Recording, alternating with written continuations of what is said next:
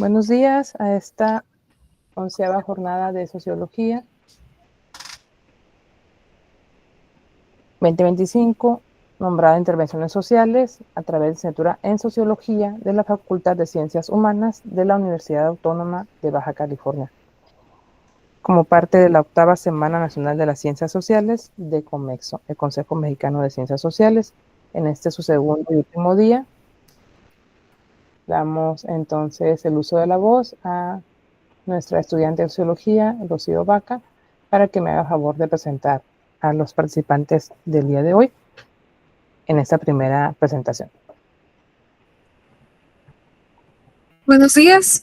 A continuación presentaré al maestro José María Guerra Osorio, presentador del libro Movilidad, Gobernanza y Paz, licenciado en Sociología por la Universidad Autónoma de Baja California y maestro de Estudios Históricos por la Universidad Autónoma de Querétaro, doctorante en Estudios Socioculturales del Instituto de Investigaciones Culturales y Museo de la UABC, profesor de la licenciatura en Sociología de la FCH de la UABC. En ámbitos de investigación se ha abarcado en la historia social del sindicalismo y la acción colectiva en la industria pesquera paraestatal de Baja California, como también en el desarrollo de asentamientos urbanos a raíz del desarrollo de dicha industria. Sus trabajos adoptan como enfoques los estudios sociolaborales, género, estudios urbanos e identidades sociales y colectivas. También presentaré a la doctora Elsa de Jesús Hernández Fuentes, coordinadora del libro Movilidades, Gobernanza y Paz, licenciada en Sociología, maestra de Estudios y Proyectos Sociales y doctora en Planeación y Desarrollo Sustentable de la UABC, profesora de tiempo completo en la Facultad de Ciencias Humanas de la Universidad Autónoma de Baja California, miembro del CNI Nivel 1, integrante del Cuerpo Académico de Estudios Sociales y Jurídicos, Visión de Derechos Humanos, UABC.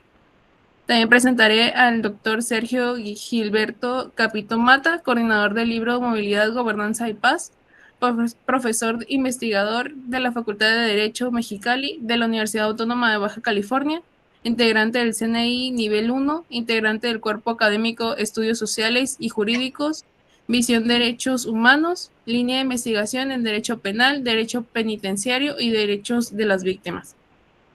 Y finalmente presentaré a la maestra Irma Alicia González Hernández, coautora del libro Movilidad, Gobernanza y Paz, licenciada en Sociología, con maestría en Derechos en Desarrollo Urbano, ambos por la UABC. Participó como investigador en el Instituto de Ingeniería, ha impartido cursos tanto en licenciatura como en maestría. Es profesora de tiempo completo en la Facultad de Ciencias Sociales y Políticas, donde ha desempeñado diversos cargos, entre los que destaca la subdirección. Actualmente se desempeña como coordinadora de Tronco Común. Ha participado en eventos nacionales e internacionales como ponente. Es coautora de diversos capítulos de libros y artículos. Es miembro académico de Estudios Sociales, Jurídicos y Visión de Derechos Humanos. Le doy la bienvenida y le cedo la palabra al maestro José María Guerra para que presente el libro. Muchas gracias. Hola, ¿qué tal? Muy buenos días. Gracias a todas y todos por estar presentes el día de hoy. Y bueno, tengo el gusto de presentar y comentar la obra colectiva Movilidad, Gobernanza y Paz, publicada en 2024 por la Universidad Autónoma de Baja California y la Universidad Autónoma de Nayarit. Es coordinado, pues como comentaban ahorita, por los doctores Sergio Gilberto Capito Mata, la doctora Elsa de Jesús Hernández Fuentes y el doctor Carlos Alberto Prieto Godoy. Bueno, el libro está compuesto por 14 capítulos que abordan desde disciplinas distintas, jurídicas, sociológicas, económicas y diferentes enfoques también, 3 fenómenos fundamentales pues interconectados con nuestras realidades contemporáneas en las ciencias sociales: la movilidad humana, la gobernanza y la construcción de la paz y sus implicaciones. Bien, la obra parte de una constatación pues fundamental. Vivimos en un tiempo donde la violencia, el desplazamiento forzado y las crisis de gobernabilidad se entrelazan con nuevas formas de movilidad social, territorio, y que incluso también estos aspectos ya trascienden más allá del espacio físico. Hablamos de los espacios digitales. El volumen asume la movilidad como este fenómeno migratorio también como una expresión de flujos económicos, culturales y simbólicos que están en constante transformación, interpelando lo político, la vida y las formas pensables de vida en estos ámbitos hostiles. Pero también vamos a encontrar en estos capítulos que interceptan otras perspectivas metodológicas que van desde la investigación documental hasta perspectivas de análisis histórico. Y bueno, en lo que respecta a la gobernanza, vamos a encontrar que se entiende un entramado de relaciones entre el Estado, la sociedad civil y estos actores privados, pero también cómo esta gobernanza es disputada en modos de gestión por parte del crimen organizado hacia los espacios públicos y las formas en que detentan el poder. Finalmente, pues, la esperanza, la posibilidades de construir paz se conciben en estos sentidos más amplios, y hace referencia a este proceso de búsqueda de justicia social, de inclusión y de sostenibilidad desde las poblaciones afectadas y la inclusión de las personas migrantes también. Bueno, en esta presentación que procuraré realizar en los tiempos posibles, he tratado de agrupar los capítulos, no en el orden subsecuente del índice, más que nada en los puntos en los que convergen en estos tres tópicos. Me refiero a movilidad, gobernanza y paz. Entonces, en relación a estos tres tópicos, es como, bueno, les propongo hacer esta presentación.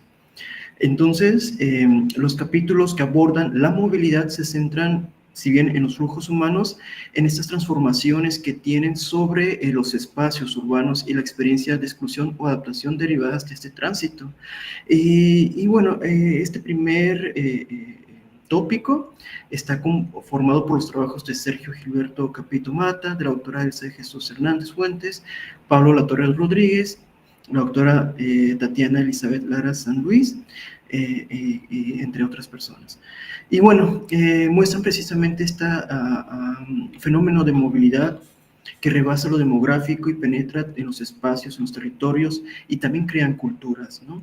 Y bueno, da la posibilidad también, como lo menciona Pablo Latorre Rodríguez en el capítulo 2, Migración y Movilidad Humana en México, reflexiones ante un cambio de paradigma, ver este tránsito en México, si bien como país emisor, a comprenderlo también como un país receptor, mostrando la necesidad de nuevas formas de gestión pública que reconozcan a los migrantes como sujetos de derechos y no solamente como problemas administrativos.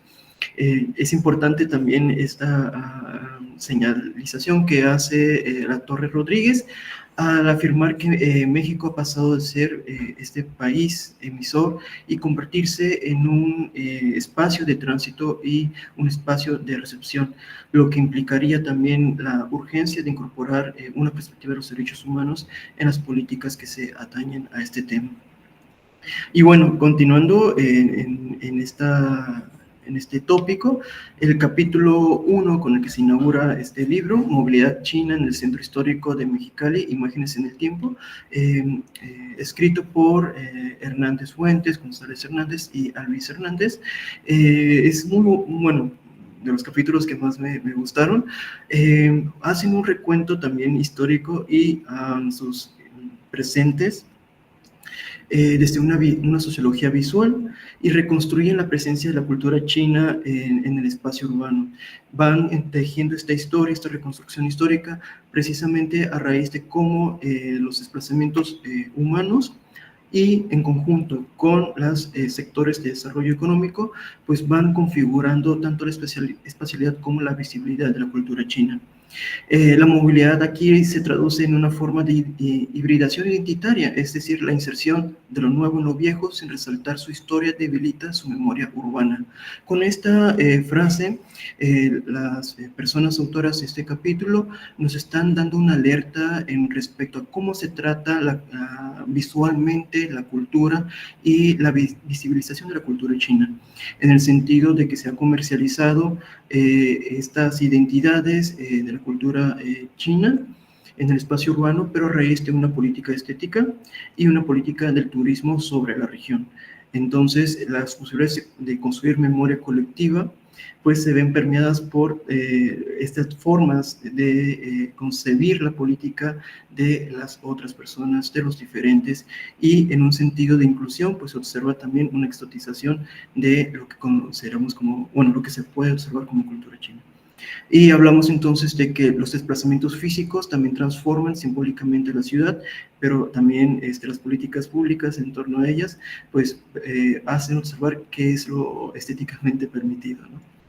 El capítulo del exilio a la deportación, repatriación de mujeres trans a la intemperie en la frontera noroeste de México, coordinado por Lara San Luis, Ayala Mira y Franco Martín, combinan el enfoque de género y derechos humanos para visibilizar la violencia estructural hacia las mujeres transmigrantes. En ello vamos a encontrar precisamente cómo se visibiliza las movilidades forzadas de mujeres trans, mostrando el cruce entre la violencia y el desplazamiento.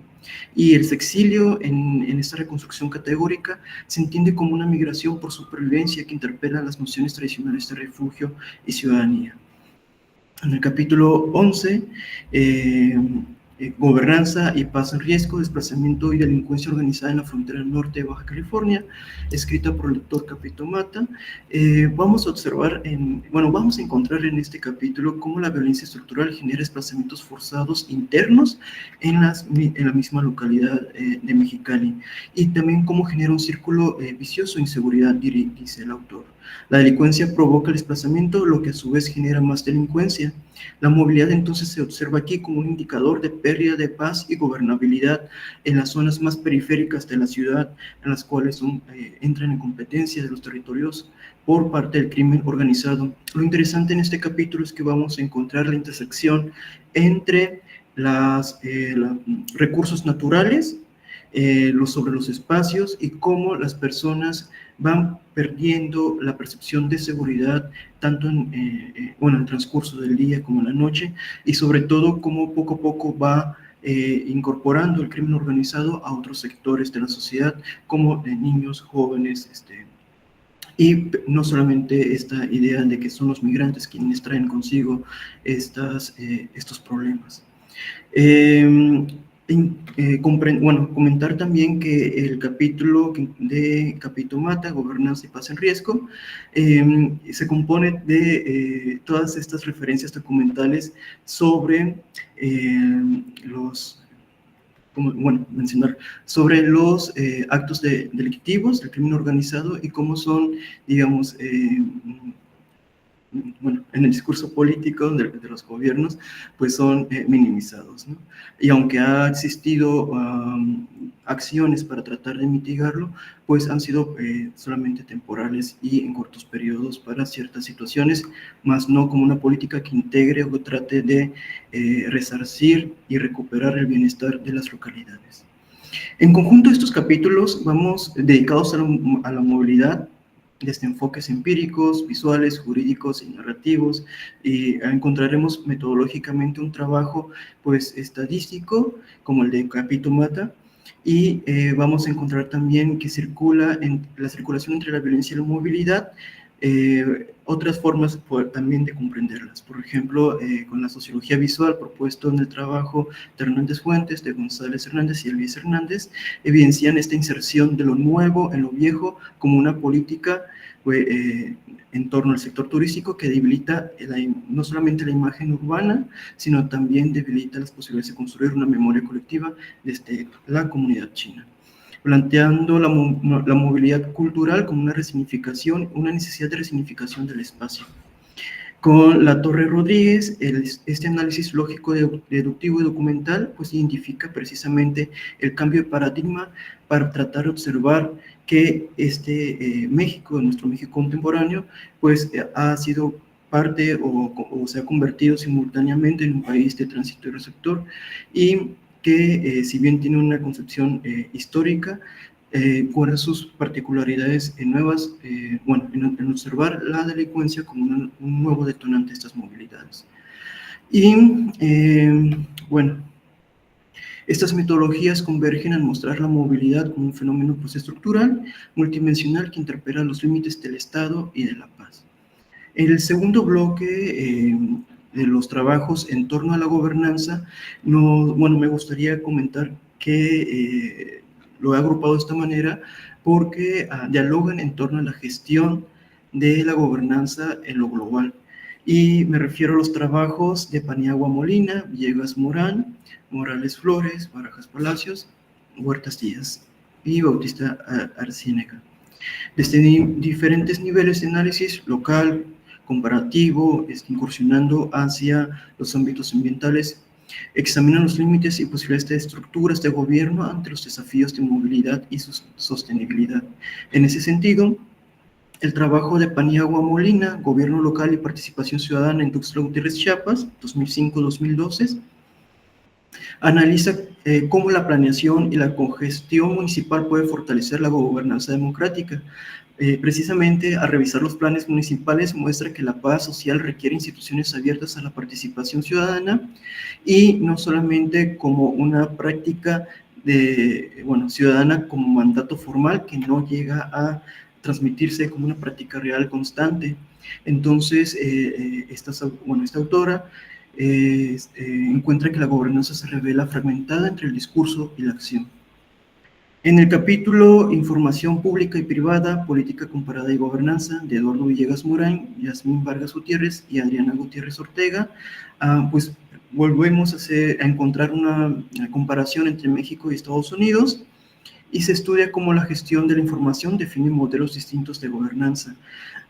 Los autores sostienen que el acceso a la información es condición de legitimidad democrática y en ello se observa la tensión entre lo público y lo privado que define la calidad de la gobernanza contemporánea. El capítulo 8, Gobernanza Global ante la movilidad humana, desafíos para las instituciones inmigrantes de Mexicali y Baja California, de Sheila Morales Flores, Carlos Romero Ramírez y Sergio Ayala Mariscal, documenta cómo las organizaciones civiles en México enfrentan los límites del Estado para atender a migrantes en contextos de precariedad laboral. Este estudio, pertinente en este ámbito de la discusión global, revela cómo la interdependencia entre gobernanza local y los procesos globales pueden llegar a señalar las políticas locales y reconfigurar la movilidad como un fenómeno que debe de entenderse en su articulación con los actores estatales y no estatales. De manera complementaria, el capítulo Antecedentes de Protección Horizontal de los Derechos Fundamentales en México y en el continente americano, de Barajas Palacios, Prieto Godoy y Hernández Vázquez, analiza la evolución de la protección jurídica en relación entre particulares, afirmando que las violaciones a los derechos fundamentales también se producen en el seno del propio pueblo. Esta gobernanza jurídica horizontal redefine la responsabilidad de lo colectivo. Y los capítulos de conflicto de intereses, desarrollo económico versus derechos de la naturaleza, la gobernanza ambiental hacia la sustentabilidad global, de Bautista Arciénega, amplían la noción de gobernanza hacia el ámbito ecológico. Ambos capítulos cuestionan el modelo de crecimiento ilimitado y subrayan que la sostenibilidad ambiental es una forma de paz. La coexistencia entre el ser humano y la naturaleza es condición de paz duradera, comenta su autor, Bautista Arciénega.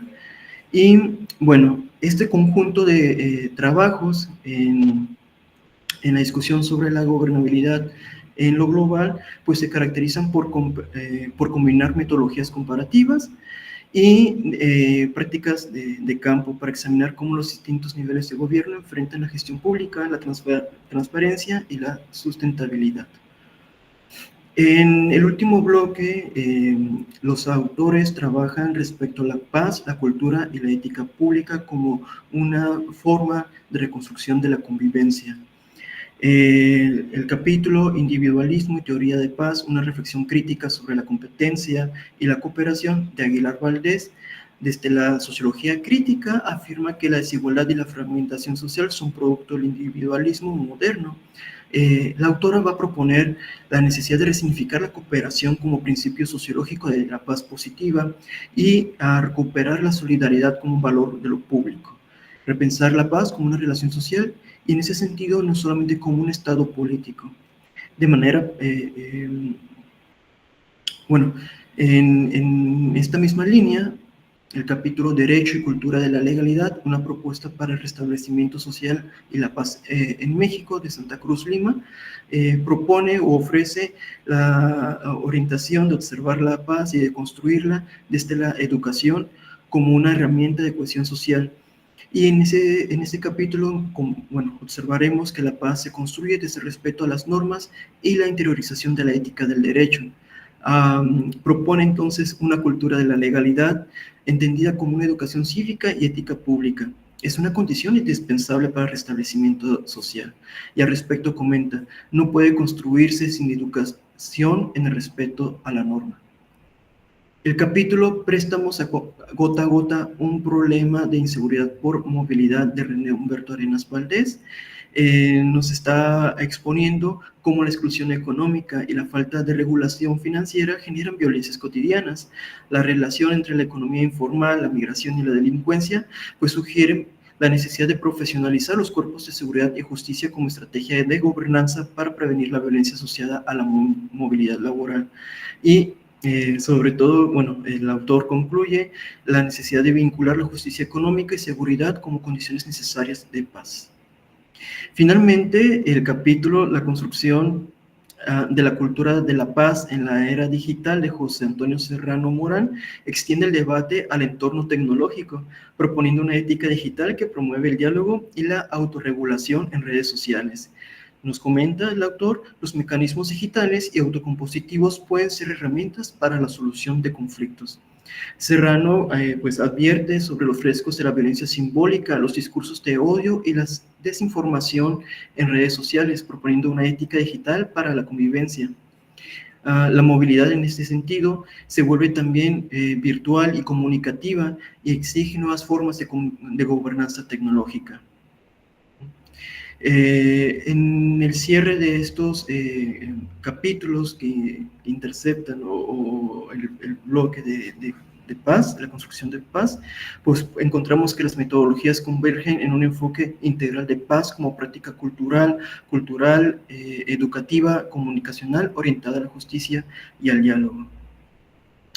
Bueno, en conjunto, los 14 capítulos, para pasar a la conclusión de mi participación, los 14 capítulos de movilidad, gobernanza y paz, pues ofrecen una radiografía compleja y contemporánea de nuestras sociedades, sobre todo de cómo la movilidad, ya sea humana o territorial o digital, transforma esas estructuras de gobernanza y que las dimensiones pueden orientarse hacia la paz si se sustentan en una justicia, una participación, el reconocimiento de la diversidad y sobre todo los mecanismos de protección de los derechos humanos. El tener estos 14 capítulos en un libro compilatorio nos habla también de un ejercicio interdisciplinario. Conjuga derecho, sociología, economía, historia y filosofía política para repensar la relación entre el poder, el territorio, los cuerpos, los territorios digitales y todo esto en movimiento. La lectura de estos 14 capítulos nos da la posibilidad de comprender que la paz se construye desde las interacciones, desde las localidades, tiene un trasfondo histórico y de memoria que no hay que perder, y sobre todo que en las ciudades fronterizas, como en nuestros contextos, las redes digitales y las instituciones aprenden, o bueno, buscarían aprender un diálogo con la sociedad civil. En palabras de las coordinadores, de los doctores Capito Mata, de la doctora Hernández Fuentes y Prieto Godoy, esta obra pues satisface un hueco doctrinal y teórico en la reflexión sobre los temas de movilidad, gobernanza y paz. La lectura del libro pues puede ayudarnos a quienes estamos iniciando en la investigación sobre estos temas, a comprender las dinámicas contemporáneas de la violencia, la migración y la justicia en un contexto fronterizo. Y es un material de referencia para seguir construyendo posibilidades de construir paz desde las formas o desde las metodologías también horizontales. Entonces, con esto quisiera concluir mi participación y, bueno, pues, gracias. Y muchas gracias al maestro Guerra por esta interesante introducción. Pues como ya lo ya lo mencionaba, este libro pues fue coeditado con la Universidad Autónoma de Baja California, la Universidad Autónoma de Nayarit y Editorial Artificios. Están en él 28 autores y un prologuista. Es también parte de los esfuerzos del Cuerpo Académico de Estudios Sociales y Jurídicos de Acción de Derechos Humanos, al cual pertenecemos algunos de los autores y coordinadores de esta obra. Y además, pues la intención es tener un texto, pues sí, multidisciplinario, pero también en cierta forma sencillo para una lectura no solo académica, sino también general, ¿no? Esa es una de las intenciones. Este primer texto, ¿no? Que ya mencionaba, que está a cargo de nosotros, que es la maestra Irma, de un estudiante que es José Alvis Hernández y una servidora, pero lo que nosotros intentamos es hacer una aplicación de la sociología visual para documentar la memoria colectiva, o este intento por rescatar la memoria colectiva, y a través de algunos eventos que se han hecho de manera reciente en el centro histórico, resaltando particularmente la población china. Sin embargo, si vemos los datos cuantitativos de población, pues vemos que no es una población realmente numerosa actualmente, de gente que realmente nació en China. Sin embargo, pues sus descendientes hacen parte de esta historia, y es lo que se intenta resaltar, ¿no? A través de algunas imágenes también que ahí podrán ver ustedes en el texto. Ahorita les voy a poner la liga de la editorial de Artificios para que puedan ver el texto. El texto está para lectura en línea. Lo pueden ya checar en el ICBN electrónico. El segundo capítulo de Migración y Movilidad Humana en México, a cargo del doctor Pablo Latorre, pues como ya comentó el maestro Guerra, él hace un recuento muy interesante del fenómeno migratorio en México, su evolución y cómo es que México ha transitado, se ha convertido en un país de tránsito y también de destino, ¿no? Resaltando pues las caravanas migratorias que han sido recientes de países centroamericanos, resaltando este carácter de país receptor, a menos de paso, de tránsito. Y también explica algunas situaciones interesantes en lo que es la pandemia en el 2020, cómo se resaltó esta población inmigrante en México. Y al mismo tiempo, pues otro apartado importante son las políticas migratorias que han ido cambiando. Hola, buenos días. Justamente está entrando otro autor que es Alvis, y aquí también está Desiree, que también es autora del texto, ahorita para que también nos comenten algo. Bienvenidos y bienvenidas. Y bueno, entonces, el tercer capítulo, que ya también nombró el maestro Guerra, que es Desde exilio a la deportación, repatriación, mujeres trans a la intemperie en la frontera norte de México, una propuesta entre Tatiana Elizabeth Lara San Luis, Mónica Ayala Mira y Hernán Franco Martín, pues muestran estas condiciones precarias y de violencia en el transitar de las mujeres migrantes, particularmente de las trans, a través de narrativas donde ellas revelan esa complejidad de sus experiencias y la precariedad de su situación como migrantes y además como mujeres trans en la frontera norte de México. Asimismo, la falta de reconocimiento legal y social pues agrava su vulnerabilidad y revictimización, y diversas estrategias que ellas usan para sobrevivir en un entorno hostil y discriminatorio, pues las narran en este interesante texto. En el cuarto capítulo, que es Gobierno Local y Participación Ciudadana en Tuxtla Gutiérrez, Chiapas, es un periodo analizado 2005-2012, un estudio administrativo e histórico. El doctor Enrique Antonio Paniagua Molina explica los avances y limitaciones en la implementación de políticas públicas participativas en Tuxtla Gutiérrez, Chiapas, destacando la importancia de esa participación ciudadana en la gobernanza local, ¿no? Es un texto bastante interesante del sur del país. El capítulo número 5, Información Pública y Privada, Política Comparada y Gobernanza, de los y las autoras Elsa del Carmen Villegas Morán, Yasmín Vargas Gutiérrez y Armando Gutiérrez Ortega. Examina la relación entre la transparencia, el acceso a la información, muy interesante, que acaba de desaparecer el ITAI, y la gobernanza en México y Estados Unidos, subrayando la necesidad de fortalecer los mecanismos de rendición de cuentas. El capítulo 6, la gobernanza global ante la movilidad humana, desafíos para las instituciones inmigrantes de Mexicali y Baja California, de Sheila Azalia Morales Flores, Carlos Antonio Romero Ramírez y Sergio Ayala Mariscal, explora los retos de las instituciones locales y globales en la gestión de la movilidad humana, de manera sobre todo aquí local, proponiendo estrategias como la cooperación internacional y las políticas inclusivas. El séptimo capítulo, individualismo y teoría de paz, una reflexión crítica sobre la cooperación, sobre la competencia de la cooperación, del cual aquí tenemos ya a la autora.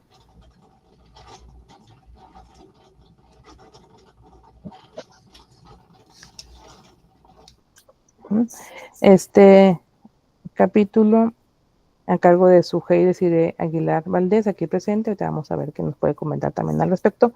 Reflexiona sobre el impacto del individualismo en la construcción de la paz, destacando la cooperación y la solidaridad como principios fundamentales para sociedades más cohesionadas. Y bueno, hasta aquí quedaría yo.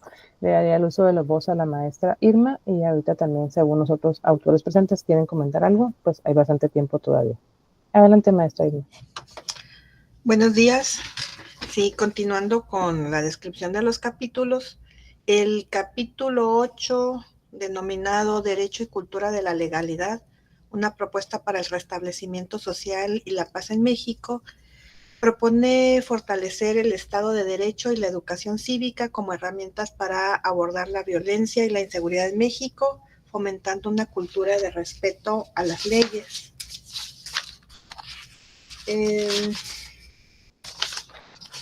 El siguiente capítulo, el 9, conflicto de intereses, desarrollo económico contra derechos de la naturaleza, de Omar Huertas, Zaire Vázquez y María Rosario Molina, analizan el dilema entre el desarrollo económico y la protección ambiental, proponiendo un modelo de desarrollo sostenible que equilibre el crecimiento económico con la conservación de los ecosistemas. Aquí es interesante cómo ellos encuentran también el hilito conductor de un concepto o de una idea que es los derechos de la naturaleza, mostrando ejemplos como son el caso de Ecuador y de Colombia, que ya integraron esta idea a en el caso de Ecuador, a su constitución, en el artículo 71, y cómo Colombia también lo está trabajando, que habla sobre los derechos de la madre tierra. Después continúan explicando algunos otros ejemplos de exitosos de una coexistencia entre la cuestión de la economía circular y el cuidado del medio ambiente, que esto trae trae un beneficio al poder integrar no solamente el medio ambiente, la economía, sino también la cuestión social. Ahí habla de casos como Noruega, entre otros, Noruega y Países Bajos, que presentan algunas formas de desarrollo que les ha dado muy buenos resultados. En el capítulo 10, préstamos gota a gota, un problema de inseguridad por movilidad. El autor Raúl Horacio Arenas estudia el fenómeno de los préstamos ilegales en México vinculados a la movilidad humana y la delincuencia organizada, y propone soluciones como la regulación financiera y la educación económica. En este caso, el término de gota a gota significa es una explicación de cómo este proceso o esta actividad ilícita han sido principalmente víctimas los migrantes, especialmente los centroamericanos y sudamericanos, y hace una detallada explicación de cómo se da este proceso. Son 12 pasos los que él identifica, desde el momento en que se identifica a quién va a ser la víctima, hasta el momento en que presionan para que les paguen con intereses que van desde el 20% y en algunos casos hasta el 200%, de acuerdo a la cantidad, al tiempo que se les da para el pago de estos préstamos. Que habla también de las situaciones que implican estos pagos, y esta la manera en cómo los presionan, las coacciones, etcétera. Entonces, y finalmente, como mencionamos, propone soluciones para como la regulación financiera y la educación económica. El capítulo 9, Gobernanza y Paz en riesgo, desplazamiento y delincuencia organizada en la frontera norte de Baja California, de Sergio Capito, examina el impacto del desplazamiento forzado y la delincuencia organizada en la frontera norte de México, poniendo medidas para fortalecer la gobernanza y proteger a las comunidades desplazadas.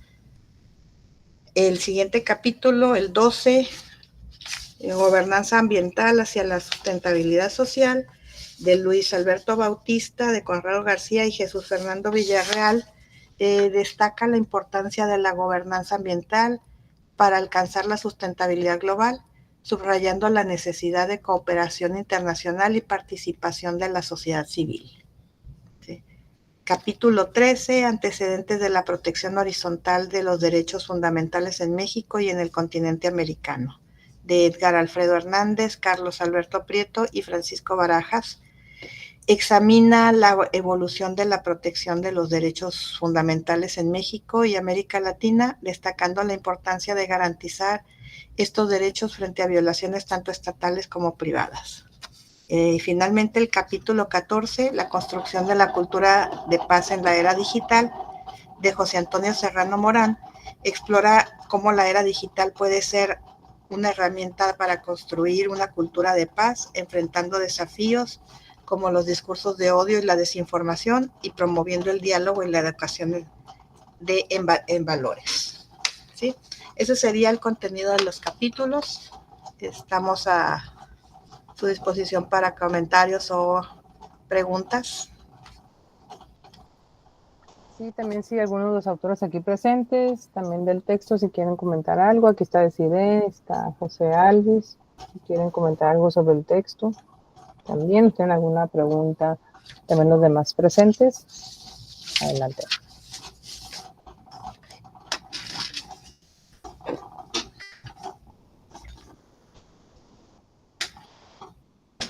Okay. El texto ya está en línea. Ahorita les coloco aquí la liga de la editorial Artificios. Está en línea para su lectura en formato electrónico y ya próximamente va a estar en las bibliotecas de manera física, las bibliotecas de la UABC. No sé si quieres comentar algo, decir si puedes hablar, o usted, Alves, si quiere comentar algo sobre el texto. O si alguien tenga alguna pregunta, algún comentario.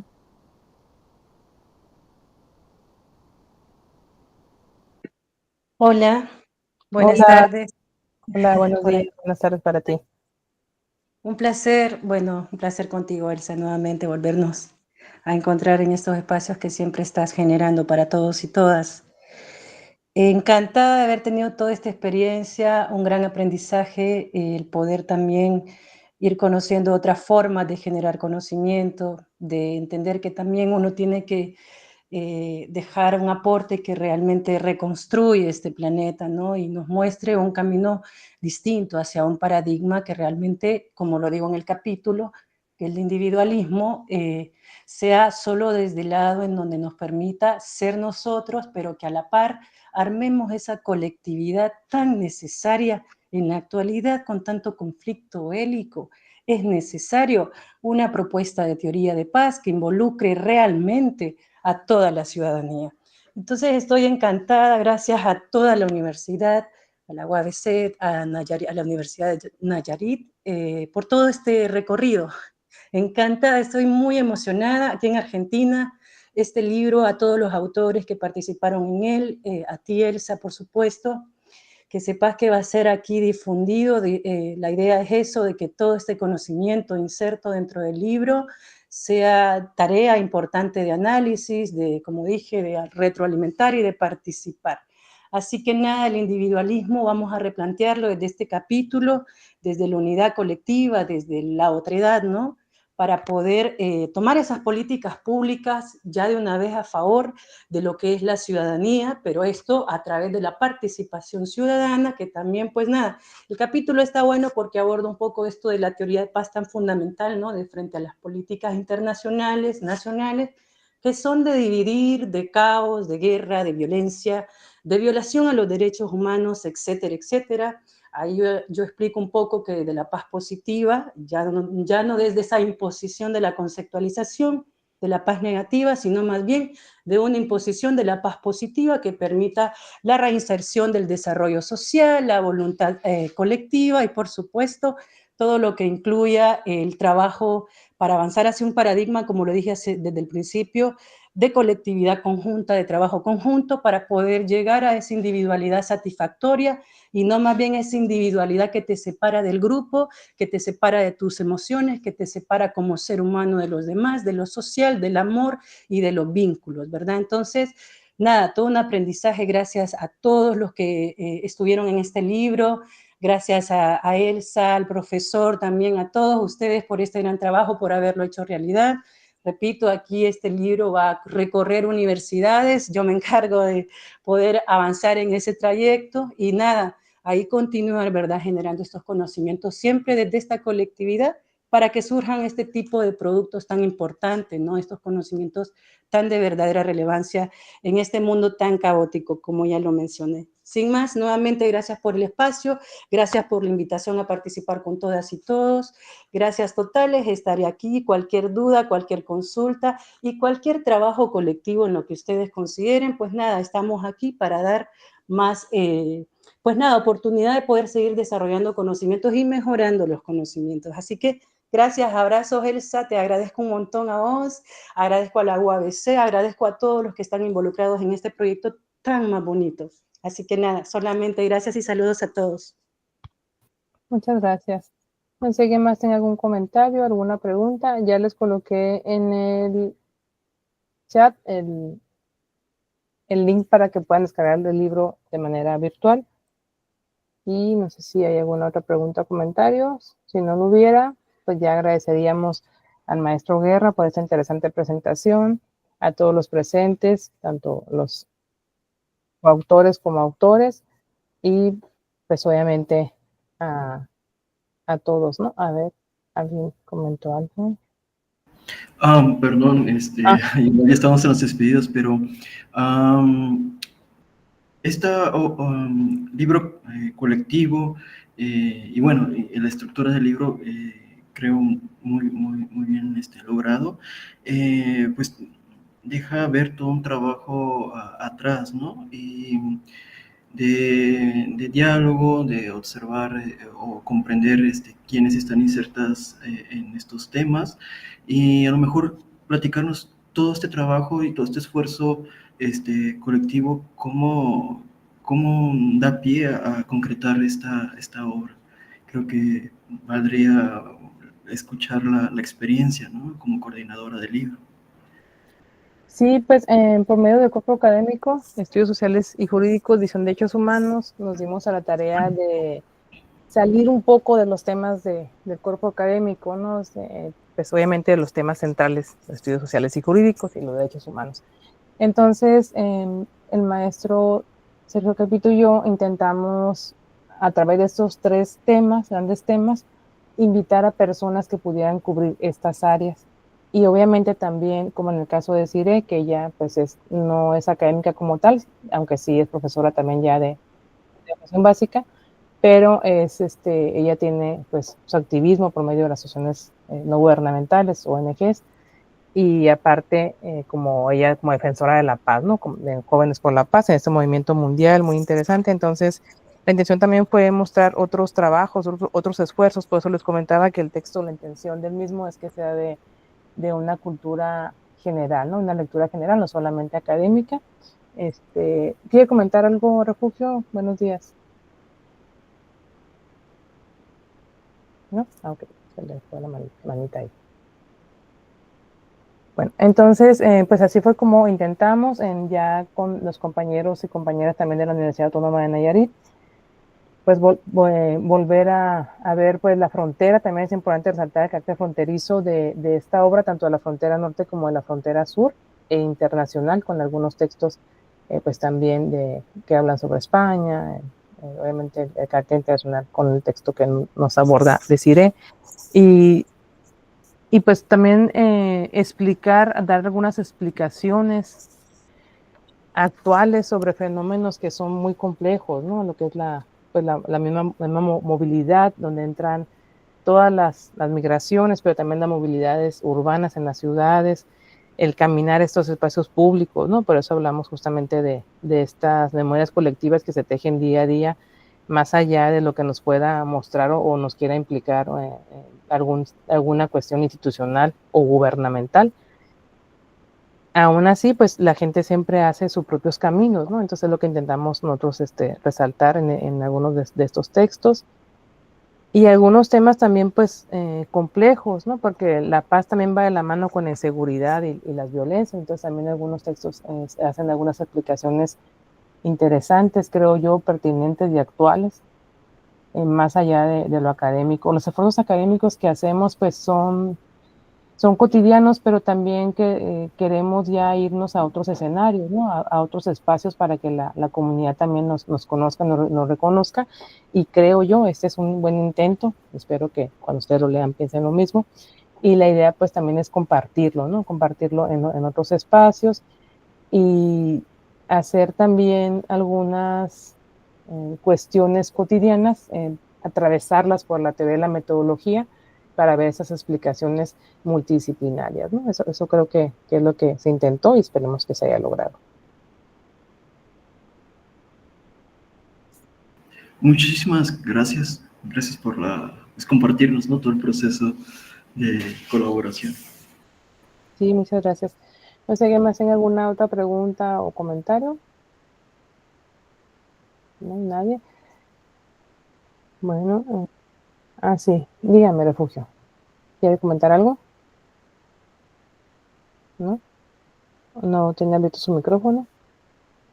O si no puede abrir su micrófono, no sé si quiere dejar algún comentario en el chat. Ahí está, ¿me escucha? Sí, ya, listo, sí. Ok, gracias. Lo que le decía, de lo que usted decía al último de su comentario, que este libro está tratando de entrar más en la sociedad, en la vida comunitaria, para que se sepa de todas las problemáticas, aunque claro que no estamos ajenos, ¿no? a nada de lo que se menciona en los capítulos de este libro. Más que nada que somos una ciudad fronteriza donde vivimos pues la movilidad de los migrantes, la cambiante urbanismo que tenemos día con día, la inseguridad que vivimos diariamente en carne propia. Entonces, qué bien que se esté abriendo hacia la sociedad, hacia todo, digamos, el público en general, ¿no? Que se está haciendo este tipo de trabajo. Más que nada, mi inquietud siempre ha sido, ¿cómo llega esto a las autoridades? Porque si bien como sociólogos investigamos, documentamos, analizamos, de alguna manera proponemos soluciones, pero ¿cómo todo este trabajo tan bien hecho, tan bien elaborado, les llega a ellos para que les ayude o tomen en cuenta todas estas sugerencias, todas estas vivencias propias, porque mucho gobierno no llega hasta donde llegan los investigadores, para que ellos aprendan, para que ellos puedan aplicar un poco de todo esto que se les está mostrando? Eso es lo que mi inquietud es siempre, ¿no? De todos los trabajos que se realizan, cómo hacérselos llegar para que de alguna manera los utilicen en beneficio de la población. Sí, bueno, y aquí está Luis, no me dejará mentir, yo siempre invito a los estudiantes y egresados a participar en las mesas de trabajo, ¿no? Que nos abren los gobiernos, ¿no? Los tomadores de decisiones, que imagino que es a lo que se refiere, para hacer estas explicaciones y que también volteen a ver a nuestra disciplina, ¿no? Las ciencias sociales de manera general y de manera particular, obviamente, la sociología, ya que efectivamente esos esfuerzos académicos, que además son con recursos públicos en su mayoría, pues deben de atender y de regresar a la comunidad, ¿no? Entonces, de repente, pues sí, es lo que hemos estado haciendo, participando en algunos comités y subcomités, pero sí, por supuesto, todavía hay más acercamientos pendientes, ¿no? Que tenemos que hacer como academia, pues apersonarnos más. Y no sé si quiera comentar algo, Alvis. Hola, buenos días a todas y a todos los presentes. Sí, claro que sí. Bueno, pues, ahí como pueden ver, pues, su servilleta es ahí coautor de uno de los capítulos, ¿sí? Y precisamente pues trabajando aquí yo siempre digo mi maestra, ¿no? Que pues obviamente tiene un grado de doctora, ¿no? Y pues bueno, con la doctora Elsa, por decirlo así. Y efectivamente, eh, siempre es importante y yo diría que imprescindible que los profesionales de las ciencias sociales o los que ahí estamos aspirando a eso, pues nos involucremos más allá de los asuntos académicos, de simplemente aspirar a escribir, ¿no? Que obviamente es importante, sino que transitar a eso, ¿no? De la academia, de la creación de tesis o documentos pues, de índole académico, a, pues, lo voy a decir así, a conquistar casi, casi eh, ¿cómo se dice otra palabra? Pues casi, casi a tomar, ¿no?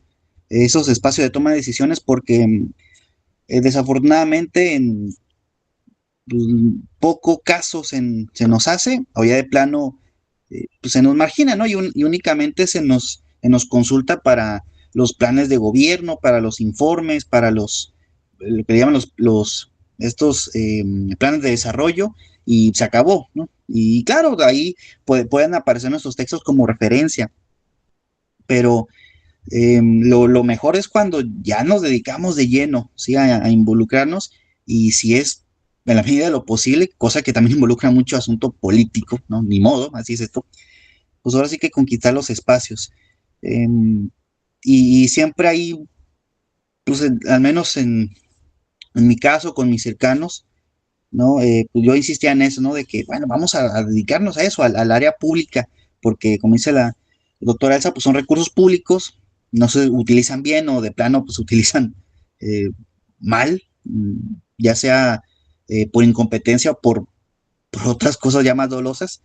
Y siempre es bueno que un profesional de las ciencias sociales, ya entendiendo, ya habiendo estudiado, ya habiendo hecho propuestas y presentado las mismas, pues ahora sí que esté en esos mismos espacios de toma de decisiones. Eso sería lo mejor, sería casi, casi que, wow, estaría excelente, ¿no? Que estemos ahí, porque pues, usualmente pues, estamos ahí pegando los golpes, bueno, no golpes, sino que estamos ahí presentando las propuestas desde fuera, ¿no? Pues estaría mejor desde adentro, empezar a presentar, ¿no? Lo que tanto hemos denunciado, lo que tanto hemos propuesto, pues ahí está, pero ya lo podemos aplicar.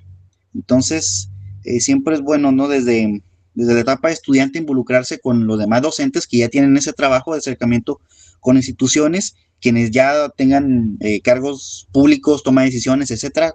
Yo también que lo he sido en diferentes espacios, y de alguna manera, pues eso, ¿no? Aplicarlo en las áreas donde estamos, y si hemos realizado trabajo previo desde lo académico, pues excelente, pues ahí está el escenario perfecto para eso, ¿no? A mí siempre me ha encantado eso, involucrarme, porque precisamente las juventudes, las generaciones estudiantiles, pues como que no, y más ahorita, son poco interesadas en los asuntos públicos, por una y mil razones.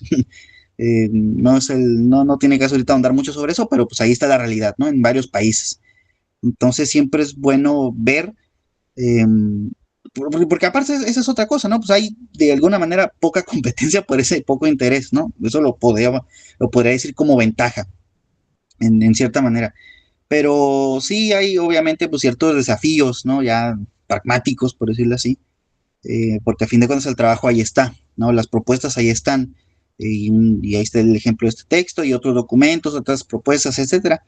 Pero más todavía, más gratificante es llegar a esos espacios de toma de decisiones, ocuparlos, ser protagonistas de ello, y pues ahora sí que por decirlo así, hasta para orgullo, ¿no? Entre profesionales de las ciencias sociales, decir, mira, aquí hay alguien con quien me voy a entender. Eso siempre es satisfactorio, tanto para quienes están en esos espacios como para quienes tienen la oportunidad de de tener esa interacción con ellos, ¿no?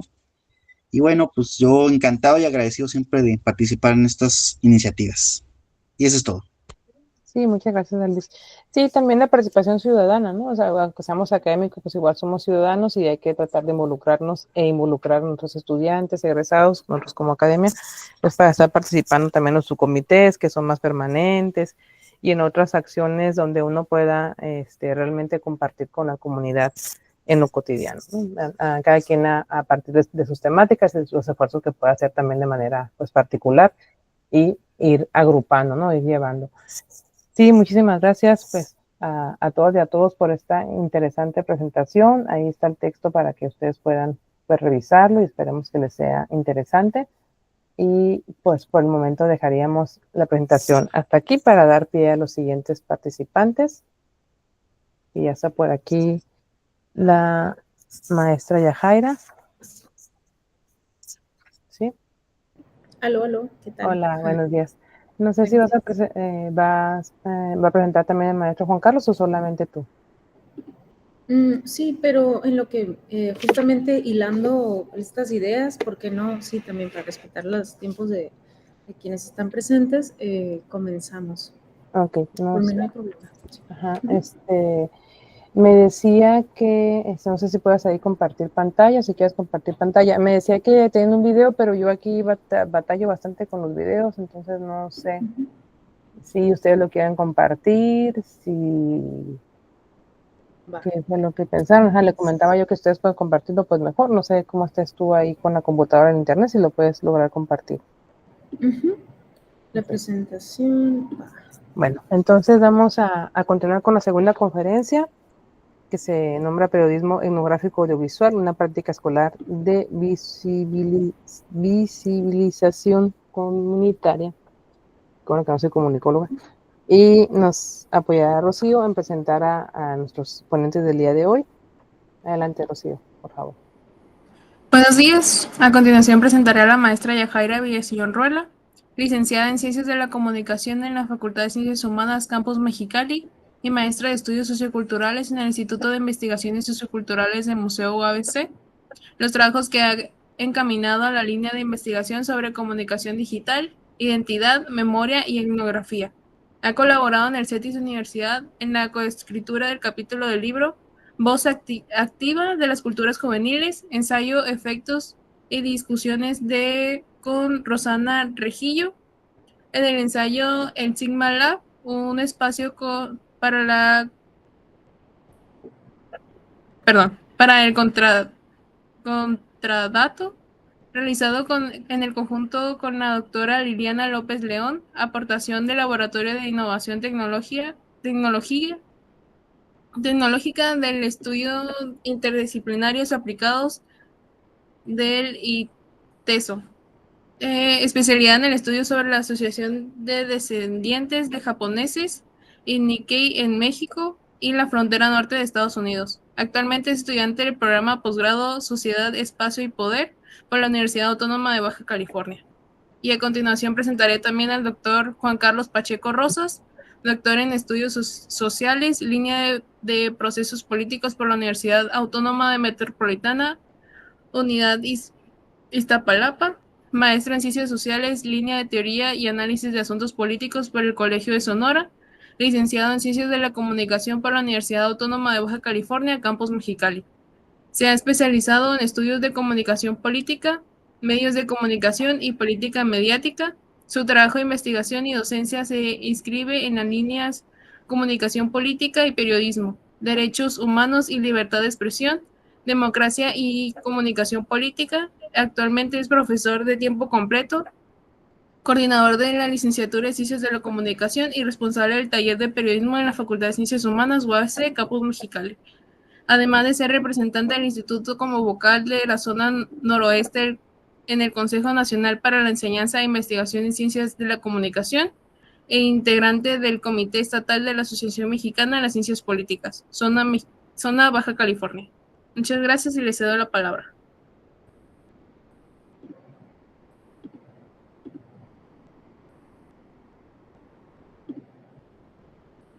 Uno, dos, tres, buenos días, ¿me escuchan? Sí, se escucha. Perfecto. Bueno, muchas gracias por la presentación. ¿Qué tal? Muy buenos días a todas y todos.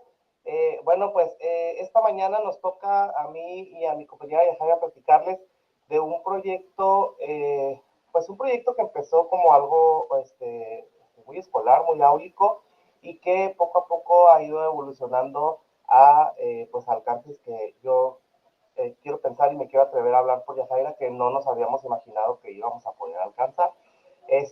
Hoy vamos a platicar sobre este proyecto de periodismo etnográfico audiovisual, una práctica que hemos estado llevando a cabo desde el cuarto semestre de la licenciatura en Ciencias de la Comunicación aquí en la Facultad de Ciencias Humanas, y lo hemos estado llevando a cabo como una práctica escolar que pues ayuda a la visibilización comunitaria, ¿no? Ha servido como un instrumento pedagógico para la parte de la intervención social, y eso ha sido pues muy enriquecedor, no solamente para la comunidad estudiantil que aprende, o sea, en el campo real, sino que también ha sido beneficioso para la ciudadanía, quienes, bueno, pues han encontrado un escenario para dar a conocer algunos, pues, de sus, ahora sí que problemáticas, de sus asuntos muy particulares de sus entornos, ¿no?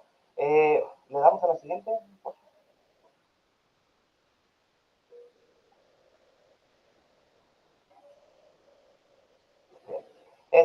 Bueno, este proyecto, primero que nada, vale la pena introducir en el asunto de que, pues, es un proyecto periodístico, ¿verdad? Y como tal, pertenece a la formación de jóvenes que están, pues, inquietos en esta situación de escribir, de tomar fotografías, de generar videos y de todo lo que tenga que ver con la parte de la producción noticiosa e informativa. El proyecto parte de los preceptos básicos de la enseñanza del periodismo que tienen que ver con reconocer el derecho de acceso a la información, la generación de un debate público de calidad y, bueno, con estos ejercicios y proyectos poder propiciar condiciones para la democracia y la justicia social. Es decir, tratamos de ampliar un poco esta visión de que el periodismo es meramente una herramienta para la parte informativa de la sociedad, y vamos más allá, ¿no? Hacia lo que tiene que ver con el trastoque, que es lo que se trata de generar condiciones para el desarrollo. El proyecto básicamente está basado en la técnica de investigación cualitativa denominada etnografía, la cual pues está centrada en describir aspectos culturales, cuestiones que tienen que ver con las costumbres y tradiciones de los grupos sociales, y esta diferenciación pues es importante para quienes nos dedicamos a esta cuestión informativa, porque durante la enseñanza del periodismo nosotros tenemos diferentes tópicos, ¿no? Esta asignatura tiene periodismo de investigación, periodismo de datos, periodismo etnográfico, periodismo digital, y en todas y cada una de ellas, pues evidentemente el periodismo y esta parte de la generación de condiciones democráticas está presente, pero la técnica cambia, ¿no? O sea, el sentido de cada una de ellas es distinto. En el periodismo de investigación, pues estamos centrados a descubrir verdades que las autoridades no quieren dar a conocer a la sociedad. En el periodismo de datos nos basamos en fuentes informativas computacionales y rompemos un poco la barrera de este asunto de estarle pregunta y pregunta a las autoridades locales sobre la información que necesitamos. Entonces, como que cada una de las técnicas va teniendo un sentido diferente y por lo tanto tienen un significado también muy particular para la sociedad.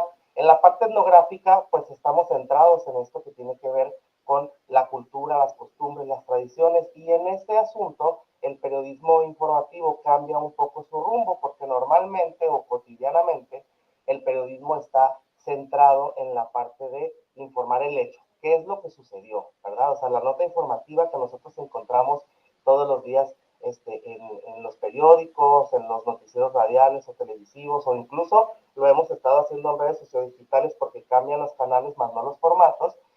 Toda la información está centrada en qué sucedió.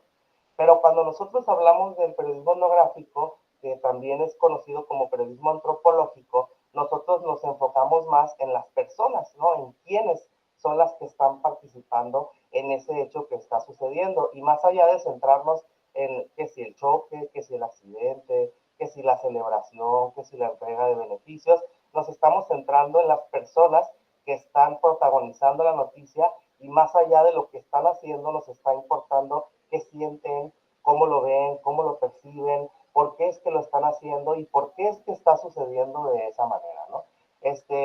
Como una técnica etnográfica, este tipo de periodismo pondera la voz es decir, le da, o sea, el 100% de la voz a la comunidad y por lo tanto está más enfocado en la parte de las entrevistas, ¿no? El periodista, cuando hace uso de la voz en MIC, pues habla poco o habla nada, ¿no? En algunas ocasiones solamente narra o solamente hace como conexiones de una entrevista a otra, pero le cede totalmente la voz a los protagonistas, ¿no? A los miembros de la sociedad, y eso en el periodismo tradicional pues es un poco al revés, ¿no? El periodista habla, ¿sí? Descifra la nota, la pone con sus propias palabras y luego avienta una cita textual para que de alguna manera eso sostenga lo que el periodista está diciendo desde la voz en MIC. Entonces, bueno, ahí vamos visualizando ya algunas técnicas de lo que a manera de aprendizaje teórico pues se busca, ¿no? Desde este proyecto inculcarle al estudiantado, ¿no? Entender un poco la importancia de cada una de las voces, poder reconocer qué etapa de la pirámide invertida en el periodismo vamos a utilizar dependiendo de la técnica periodística. Y bueno, para visualizar un poco la parte de qué es el periodismo etnográfico, pues National Geographic y Discovery Channel son grandes referentes de esta técnica en la cultura pop globalizada, ¿no? Es decir, en las últimas décadas estos han sido consorcios mediáticos que se han dedicado casi exclusivamente al periodismo etnográfico, y no solamente de las sociedades humanas, ¿no? Lo han hecho en general, o sea, de los seres vivos, ¿no? Lo han hecho igual, o sea, con tribus, lo han hecho igual con comunidades metropolitanas, pero también lo han hecho con manadas de animales, etcétera, etcétera. Nos han venido enseñando, o sea, muchas cuestiones de costumbres, comportamientos y tradiciones. ¿Le damos a la otra, por favor?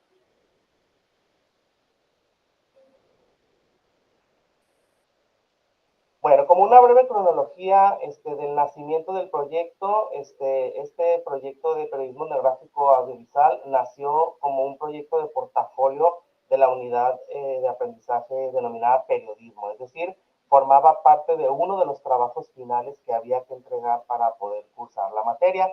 Y bueno, se hizo un primer intento fallido que se hizo de manera individual. Primero fue una práctica de campo en Fiestas del Sol, ¿no? Llevamos al estudiantado a que observaran todo lo que la ciudadanía hacía en la feria, qué comían, cómo se comportaban, a qué tipo de artistas iban a ver, y como ver un poco la parte de la cultura local en una festividad o en una tradición muy arraigada para quienes estamos acá en esta parte de Mexicali, y pues hicieron una parte de videos ahí dirigidos para redes sociales. El proyecto se transforma un semestre más tarde en un piloto de trabajo colegiado entre las unidades de aprendizaje periodismo y realización de contenidos sonoros. Primero entre esas dos, y esto es algo que a veces a los profesores nos pasa y que parece muy cotidiano, pero es muy enriquecedor para la actividad docente que llevamos a cabo, porque el piloto nació en una plática de pasillo entre la maestra Yajaira y un servidor, ¿verdad? Yo platicándole un poco la parte del ejercicio fallido que había sucedido, ¿no?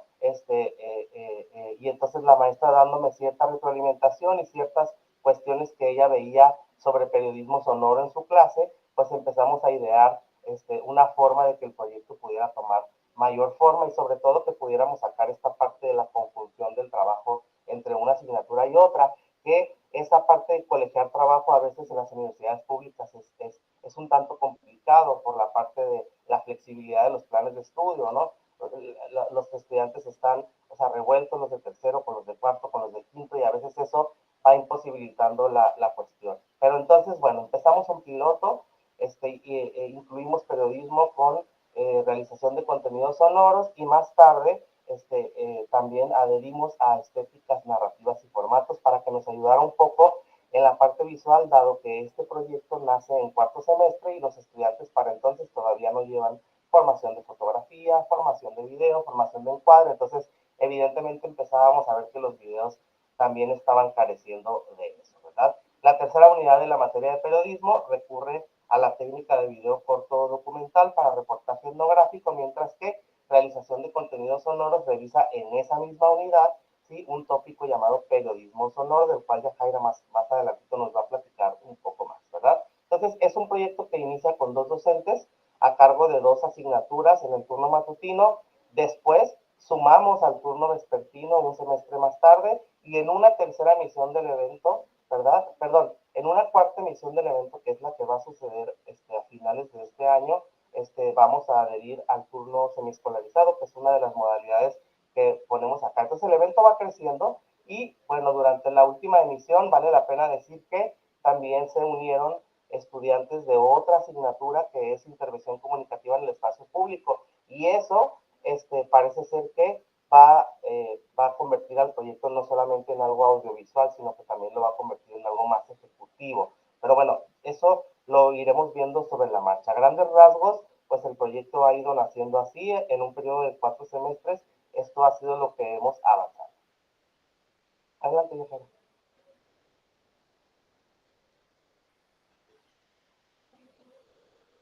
Bien, gracias. Parte del ejercicio que siempre hemos tenido en cuenta es que la accesibilidad en los espacios que se han solicitado, ser las proyecciones, realizar las proyecciones, ¿no? Como vemos acá en pantalla, justamente hemos apostado por estas desde casa, ¿no? Desde la Universidad Autónoma de Baja California, en el auditorio del Instituto de Investigaciones Culturales Museo, para ser la primera sede de las proyecciones y así ahora sí que empezar a sacar estos contenidos realizados en las materias y que pues sean también expuestos para el público en general, ¿no? Desde la invitación va desde a estudiantes de asignaturas de periodismo, de lenguaje sonoro, primero que nada, pero también con la invitación a familiares y de la comunidad en general, en tanto que estas producciones audiovisuales pues se hablen sobre las problemáticas de la vida cotidiana de la localidad, no solo de la Facultad de Ciencias Humanas, sino también de la ciudadanía acá, por ahora, ¿no? En cuestiones de Mexicali. Entonces, la primera proyección se realizó, se planeó para en mayo, ¿no? de aquel año, en el auditorio y con gran aceptación en la sala llena, ¿no? Y también la primera visita, ¿no? De uno u otro familiar, en tanto que eran padres de familia, ¿no? En un primer momento. Para el segundo momento se hacen mucho más presentes, ¿no? Y la gestión que se hace con la Biblioteca Pública Central Estatal se genera también como un ejercicio para también empezar a mover, digamos, del lugar, ¿no? No solo, sino en sentido de expander, ¿no? La forma en la que se llevan estos proyectos de nuevo a la ciudadanía y no solo también a los estudiantes, a estas otras instancias fuera de la universidad, ¿no? Y que ellos mismos también en estas gestiones que puntualmente fueron atendidas por la Biblioteca Pública Central Estatal y por el Instituto de Cultura de Baja California, en tanto que seguimos buscando sedes, ¿no? Para ese entonces, y ya fijados y ya con las instalaciones bien aseguradas, en tanto que sí fue una búsqueda básicamente que fueran tanto la pantalla como las instalaciones asequibles para personas que tuvieran otras posibilidades de movilidad.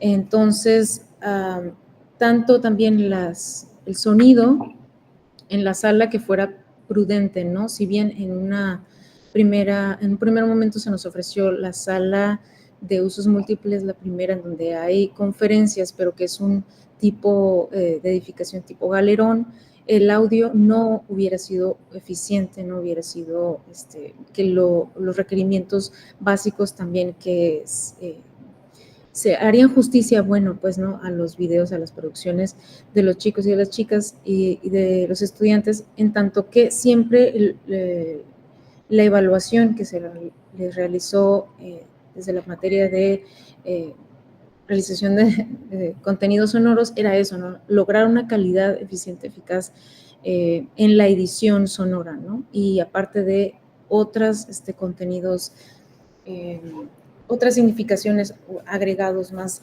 a sus audios, no solo confiar siempre que el comentario está ahí, ¿no? Somos presas de lo visual para quienes consumamos estos productos y lo sonoro también es importante. Entonces, este énfasis es el que le dimos como punto de partida para solicitar las instalaciones a la biblioteca pública y en tanto que nos proporcionaron, nos abrieron las puertas para una segunda sala que está en el segundo piso, y ahí es donde se realizó la segunda y la tercera, se realizaron la segunda y tercera proyecciones de videos de este periodismo etnográfico, ¿no? Entonces, estos proyectos que, si bien en la segunda edición fue también de grupos muy numerosos y añadiendo también aún más la convocatoria a padres y madres de familia, se hicieron presentes, y en la tercera proyección también se vio un aumento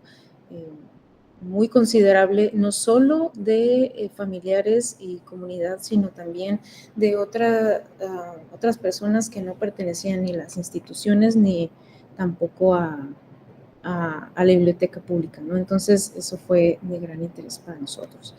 Y aquí, como podrán observar, son de las algunas tomas que logramos en las que se ve la asistencia, la proyección en vivo, ¿no? De algunas capturas de pantalla de los videos de los estudiantes, en tanto que, pues sí, son instalaciones que son valiosas para reafirmar el hecho de que queremos que estos contenidos se den a conocer, ¿no? Y acá en la otra diapositiva también vemos como algunas capturas de algunos videos, ¿no? Que lamentablemente, o sea, por el tiempo no nos daría toda la sesión completa para seguir viendo, porque son muchos, ¿no?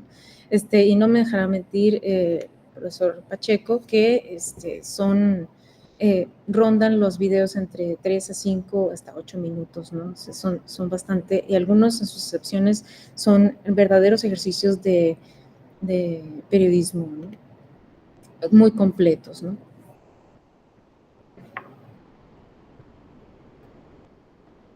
Y bueno, para seguir platicando un poco sobre la parte de los alcances que ha tenido el proyecto en cuestión de intervención con la comunidad, a mí primero me gustaría hacer una anotación quizás un poco personal, ¿verdad? Porque a mí me ha sorprendido un poco el desarrollo de este proyecto porque, o sea, como docente, yo tengo que reconocer que cuando planeaba la clase por primera vez y miraba las 4 unidades, efectivamente, periodismo etnográfico era como la que menos interés a mí profesionalmente me surgía, ¿verdad?